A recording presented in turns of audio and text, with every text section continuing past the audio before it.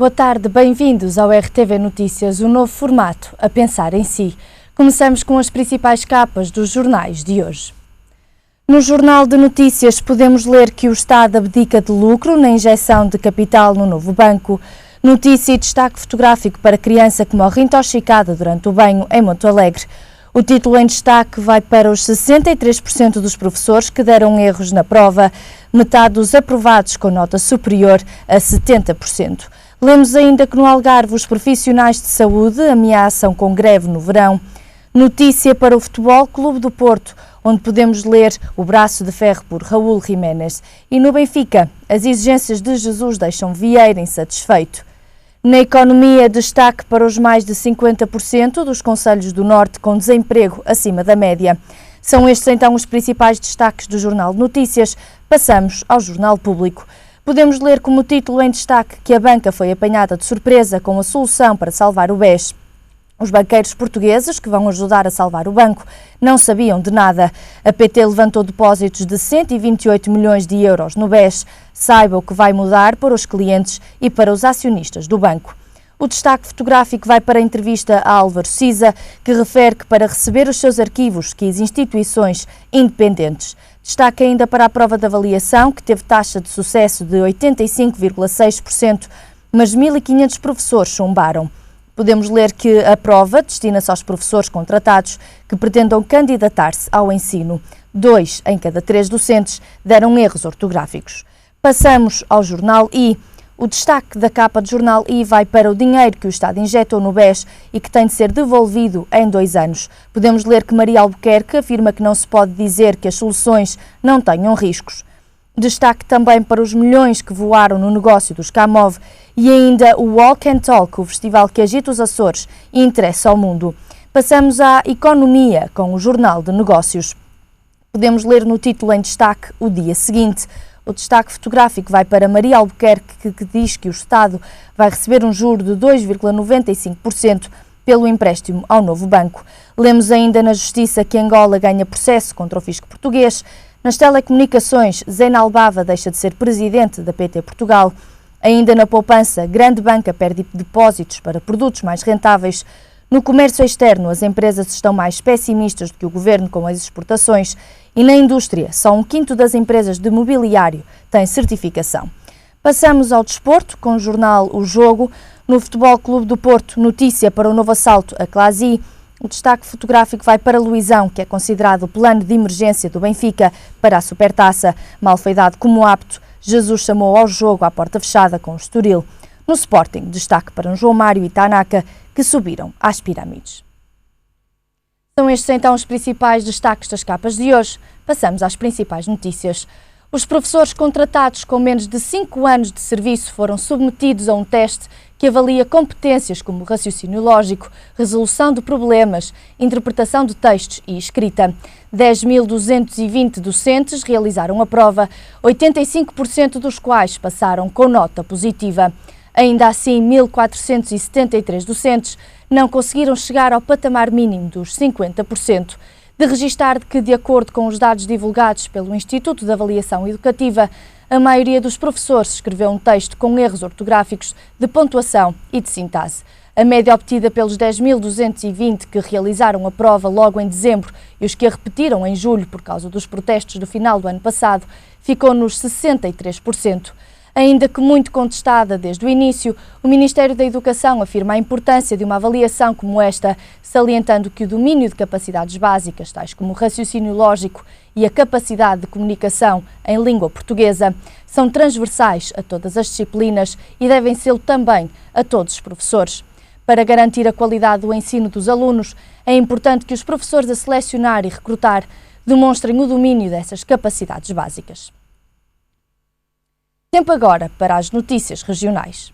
Ensinar, desenvolver e educar é o papel do Centro de Educação Ambiental de Esposende. Mais de 1 milhar de pessoas frequentaram este espaço educativo que desenvolve várias atividades direcionadas a diferentes públicos, com especial enfoque para as crianças e jovens, com o objetivo de ocupar o tempo livre dos mais novos durante o período de verão. O Centro de Educação Ambiental tem vindo a desenvolver um conjunto diversificado de atividades, as chamadas oficinas Férias de Verão. De 15 de junho a 31 de julho foram realizadas 3 32 sessões que contaram com a participação de 750 crianças e jovens. Foram vários os pedidos por parte de instituições particulares de solidariedade social e ATLs, quer do Concelho, quer da região, para participarem nas oficinas. Por isso, o Centro de Educação Ambiental de Esposende alargou a continuidade das oficinas até ao final do mês de agosto. A GNR deteve 115 pessoas em flagrante delito durante o fim de semana.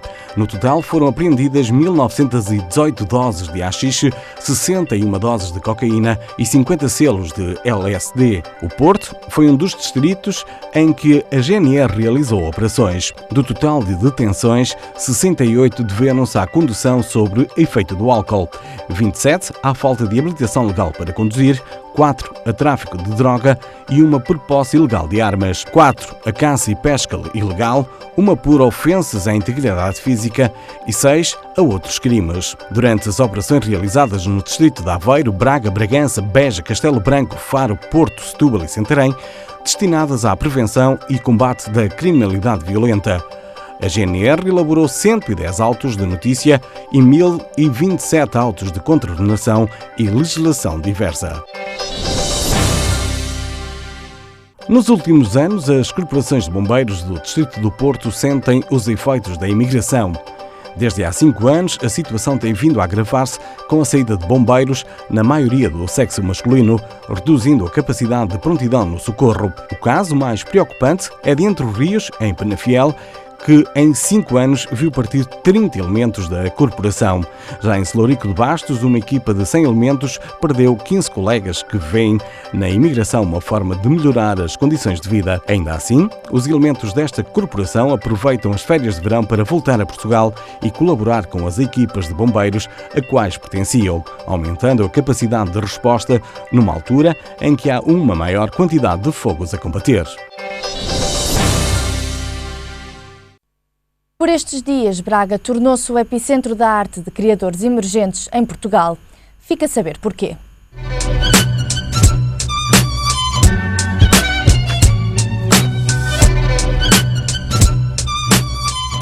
O projeto Share, que nasceu em Braga para divulgar novos criadores, já está a dar que falar no meio artístico e vai já na sua 4ª exposição na Galeria DST, com um total de 79 obras de meia centena de artistas emergentes, desde fotografias paisagísticas até pinturas abstratas garridas. A RTV foi ver para crer. Saiba o que Mariana Gomes, responsável pelo projeto Share, tem a dizer sobre o sucesso desta iniciativa. Os artistas que até agora não tinham a oportunidade de expor em galerias passam a poder fazê-lo através do mundo online e por poderem fazê-lo através do mundo online, qualquer artista pode candidatar-se a esta oportunidade de exposição e de comercialização. E continuamos na mesma a ter a vertente física, que é aquilo que a nossa galeria, o espaço físico, um espaço de exposição, para darmos a real importância e o real reconhecimento às obras destes artistas. Portanto, pela junção, pelo próprio processo, é que achamos que temos um projeto com bastante sucesso. Mariana Gomes diz que o sucesso está precisamente na forma como a iniciativa foi lançada, ou seja, com uma plataforma online e a Galeria Emergentes DST. Para perceber melhor como funciona, fica a saber que todos os meses é feita uma seleção das obras com mais votos ou repescadas pelo júri convidado do mês para fazerem parte da exposição da galeria. Os trabalhos ficam ainda disponíveis para leilão na plataforma. Os nossos júris são rotativos, também para ultrapassarmos a questão do gosto de cada um, ou seja, aqui mais uma vez a romper com o que é habitual vermos no mercado. Nós normalmente temos uma pessoa, que é o responsável pela galeria, a fazer a seleção das obras que lhe aparecem, qual é o portfólio que lhes agrada mais. Às vezes nem sequer dão a oportunidade ao artista de mostrar o seu trabalho. Nós aqui, em primeiro lugar, damos a oportunidade porque trata-se de um website, não há limite de espaço. Pelo menos no online não há limite de espaço, qualquer pessoa pode submeter as suas obras à votação. Cada vez mais jovens veem no projeto uma oportunidade para dar a conhecer as suas obras. Só para ter uma ideia, o site foi inaugurado em abril e são já 6.000 os utilizadores registados na plataforma, que conta com mais de 300 artistas inscritos e 70 obras vendidas. José Teixeira, presidente do grupo DST e mentor do projeto Share, fala-nos um pouco sobre a iniciativa.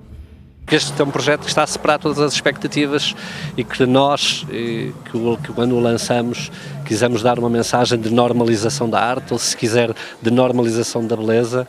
Ela não pode ser só para as elites, e nós queríamos dar oportunidade a artistas emergentes, a miúdos que têm as obras em casa, que vivem ainda em casa dos pais, que precisam de autonomia financeira, e nós quisemos dar essa oportunidade e fazer disso um modelo de negócio. E está a resultar, e está a ser para nós, de facto, uma satisfação muito grande cumprir esse objetivo. José Teixeira queria que Xer tem tudo para dar certo e ser considerado uma referência de arte em Portugal. Aliás, o projeto surge mesmo na sequência da forte aposta do Grupo DST na arte e na cultura. É um projeto em construção, mas para o grupo a mensagem forte que se quer dar é que o que nós hoje sabemos e que nos dá uma certa liderança, se nós não tivermos continuidade e esforço, passamos obsoletos. Ficou curioso? Mostramos-lhe aqui um pouco do que foi a inauguração da 4ª mostra do projeto na Galeria DST.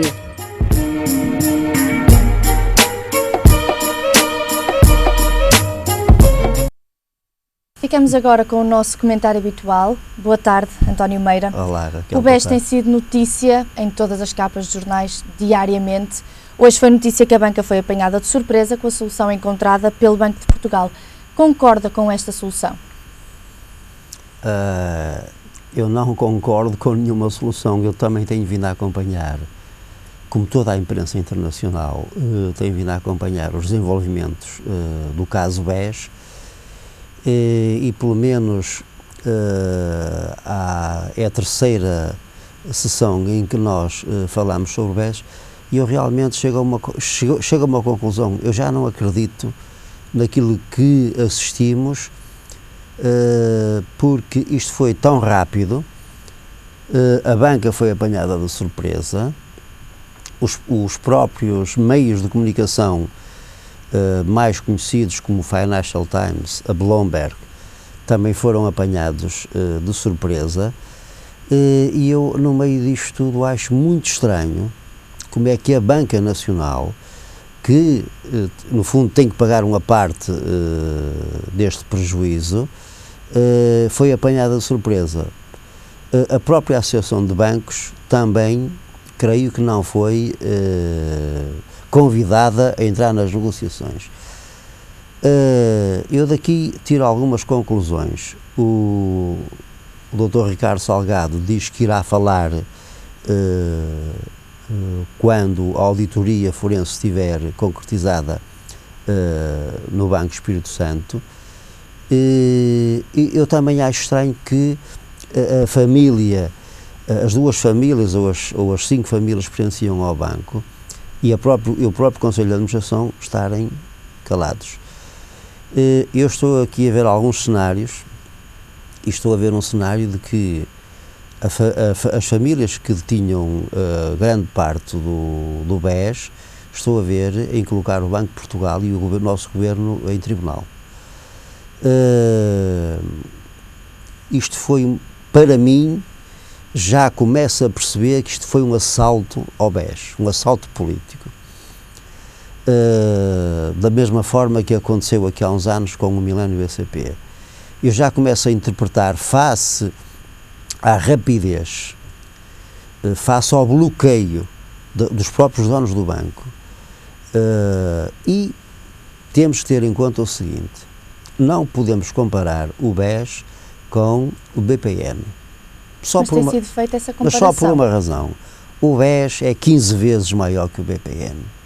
Portanto, é o segundo maior banco português a seguir à Caixa Geral de Depósitos. Era, agora já não é. Começo a equacionar que isto foi um assalto ao BES. Não vou negar que o BES tivesse problemas, ou o Grupo BES também que tivesse problemas, que arranjasse uma forma de autofinanciamento que foi escondida, mas não, face à dimensão do banco, não são 5 mil milhões de euros que que é, digamos, não são os 5 mil milhões de euros, não é um montante para a dimensão do banco tão significativo que a própria organização, o próprio grupo, a própria instituição, quando eu digo grupo, estou a falar nas empresas todas, e quando eu digo instituição, estou a falar no próprio BES, não tivessem capacidade financeira para resolver. Mas considera inaceitável, do ponto de vista moral, que seja a banca a pagar a dívida de Ricardo Salgado? Aqui só há duas questões. Ou alguém suporta a dívida, que já vimos que serão ao banco mau e o banco bom, ou o banco novo, e os investidores irão suportar as dívidas que ficarão no banco mau. Agora, se há um banco bom, eu também não entendo porque é que o governo meteu lá 4,9 mil milhões de euros. Se o banco é bom, se tem os depósitos, se tem os créditos que não são incobráveis ou que não se tornam em imparidades, não percebo, se o banco é bom, não percebo porque é que o governo teve que lá meter ou emprestar 4,9 mil milhões de euros. E ao banco mau, que ficou nomeadamente com os créditos que já estavam a ser difíceis de cobrar. Ora, se o banco é bom e tem tudo, tem todos os componentes, como os depósitos a prazo, os depósitos à ordem e outro tipo de ativos em que, portanto, não entendo porque é que o banco é bom e ainda teve necessidade. Claro que eu estou aqui a falar, mas também não sei a dimensão da exposição do BES ao grupo. Portanto, são situações que creio que nem a Associação Portuguesa de Bancos sabe, e só quem deve saber é o Banco de Portugal e o Ministério das Finanças. Já começam a haver sondagens de quem é o responsável por isto, e Carlos Costa aparece nos primeiros lugares. Portanto, eu começo a perceber, eu nunca vi uma coisa destas em país nenhum, mas começo a entender, apesar da dimensão da exposição do grupo, do banco ao grupo, acho que não parece que isto tivesse sido a melhor solução, ao fim de 150 anos, acabar assim com o banco. Inclusive até foi Paulo Portas diz que foi a solução mais aceitável entre as possíveis. Diz até que nacionalizar era passar para os contribuintes a fatura de prejuízo. Mas a fatura dos prejuízos está nos contribuintes. Quando o governo empresta 4,9 mil milhões de euros, ou então o governo andou a mentir aos contribuintes e tem a tal almofada que dá para estas coisas todas, dá para suportar estes prejuízos, mesmo que utilize essa almofada, porque onde é que o Ministério das Finanças vai buscar o dinheiro? Sempre aos impostos. Não tem outra fonte de rendimento que não sejam os impostos. Ora, eu não sei qual é a comparticipação, eu não sei se os 4,9 mil milhões de euros vieram ou se são na totalidade do Ministério das Finanças. Ora, se são, os contribuintes estão a pagar isto.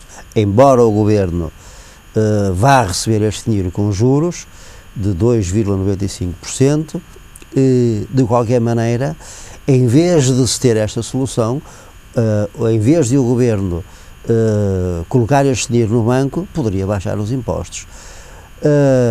O problema dos países está sempre nas empresas financeiras. Já referi aqui que as empresas não financeiras, quando ficam insolventes, o governo não faz nada, a não ser que seja um grande grupo económico. Isto há precedentes, porque se uma Sonai, ou se um Américo Amorim, ou se um Jerónimo Martins, ou se uma Brisa praticarem uma má gestão, aquilo que se chama gestão culposa,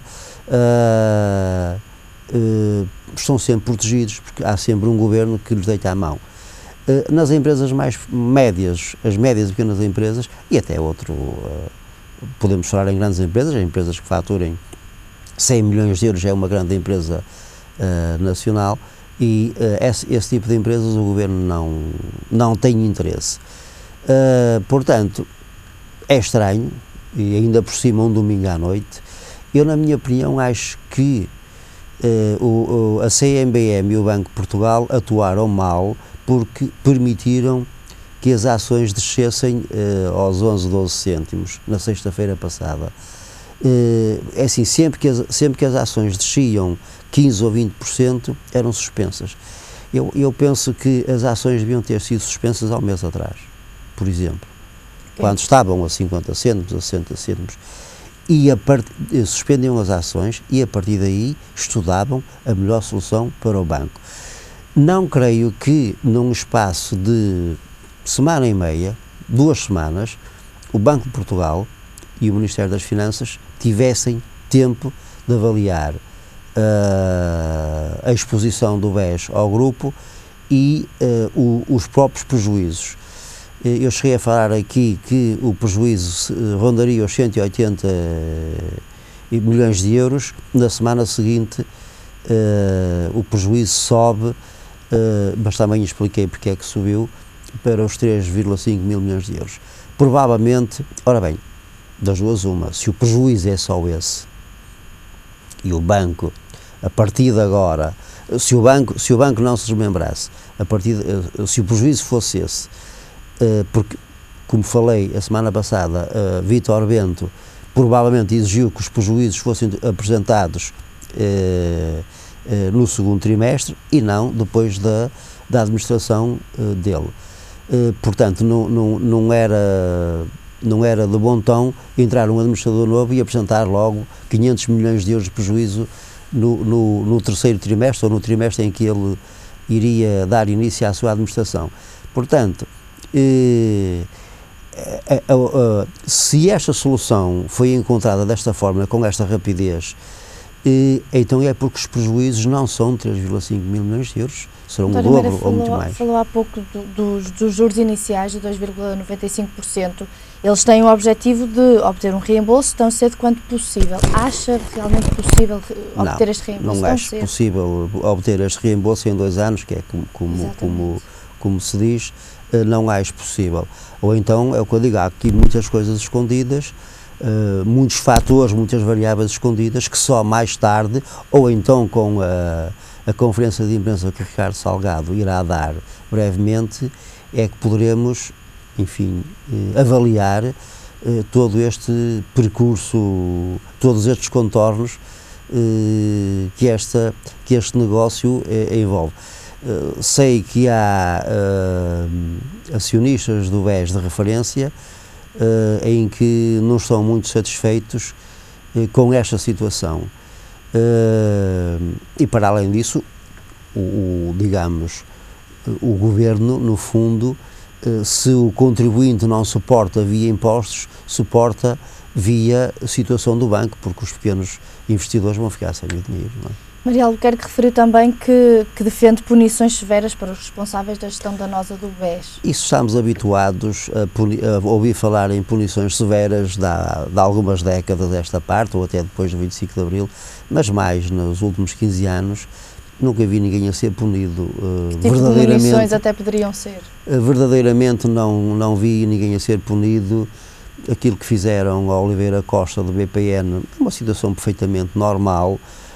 O que fizeram ao presidente do BPP também é uma situação normal.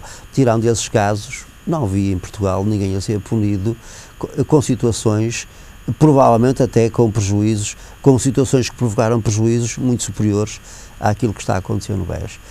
Portanto, ontem à noite refleti um pouco sobre isto, e no domingo à noite também, e de facto houve uma pressa e houve um bloqueio, provavelmente aos acionistas de referência, a todo este processo. E, portanto, estou a ver, se isto não correu bem, estou a ver a administração do BES a intentar um processo judicial contra o Banco de Portugal e contra o Ministério das Finanças, e irá ganhar, com certeza. Foi também notícia que a PT retirou todos os depósitos do BES em apenas um mês. Falamos de 128 milhões de euros. Milhões de euros. A PT retirou o dinheiro, em primeiro lugar, porque não recebeu os 950 milhões de euros. Em segundo lugar, porque percebeu que a situação estava a ser conduzida de uma forma muito violenta e muito rápida e poderia ficar, como acionista do BES também, poderia ficar sem esse montante. Mas é assim, é perfeitamente normal que os depositantes fossem ao banco levantar algum dinheiro, não é? A operadora ainda continua com uma participação de 2,1%. Continua, mas essa participação provavelmente passará para o banco mau. Sim, já portanto, está, perderá essa participação, não é? Ora, como a PT também foi um dos motivos que levou a esta situação, porque emprestou dinheiro ao Grupo Espírito Santo, os tais 950 milhões de euros, ainda teve tempo de os retirar, porque também podia ficar sem eles neste processo. Há um novo banco. Acha que as pessoas vão confiar nesse novo banco? Eu acho que em Portugal, tirando o caso do BPP, porque era um banco de investimento, não era um banco propriamente de depósitos, e no caso do BPN, em que o governo nacionalizou o banco, na minha opinião, também mal. Eu acho que um banco, quando tiver que ir à falência ou à insolvência, deve ir à insolvência. E isto também serve para limpar a economia. Costuma-se dizer que quando vem uma crise financeira, uma crise económica, que é bom porque limpa as empresas más ou limpa o tecido empresarial que é prejudicial à própria economia. Eu acho que se um banco, independentemente de ser o BES ou outro banco qualquer, se é prejudicial à economia, eu acho que devia um banco ir à falência. E devia haver outras formas de estancar ou de proteger, podemos falar ali num círculo à volta do banco, capaz, isso terão que ser os reguladores a pensarem nessas soluções, de forma a que não contagiasse os outros bancos. Mas eu acho que ainda é cedo para falarmos, temos que ouvir Ricardo Salgado a dizer o que pensa, como ex-presidente do banco, e teremos que ver, pelo menos até ao final do ano, se afinal os prejuízos eram só os 3,5 mil milhões de euros, ou as imparidades eram só os 3,5 mil milhões de euros, e se eram, eu acho que este negócio foi um assalto ao banco. Se não eram, então deviam ter dito já, e vamos ver, o Banco de Portugal tranquilizou os clientes do BES, tranquilizou os investidores do BES, nomeadamente os pequenos investidores. Vítor Bento, quando entra na administração, faz uma carta aos próprios funcionários do BES, a dizer que o banco que está bem, que tem solução e é capaz de resolver os seus problemas. Afinal, isso não aconteceu. Obrigada, António Meira. Até para a semana. Obrigado, e boa até tarde. para a semana. No mês em que vários portugueses entram de férias e as temperaturas tendem a subir, a RTV dá-lhe algumas dicas dos cuidados a ter. Tão depressa começam como depressa acabam. Agosto é o mês do descanso, da família, dos amigos e da despreocupação. Seja na praia ou no campo, seja lá fora ou cá dentro, há cuidados a ter que nunca devem ser esquecidos. O verão é bom, mas também é a época do ano onde várias doenças se tornam mais comuns. A pele é a que mais sofre depois de tantas horas ao sol, quer seja na praia, numa esplanada ou num passeio à beira-mar.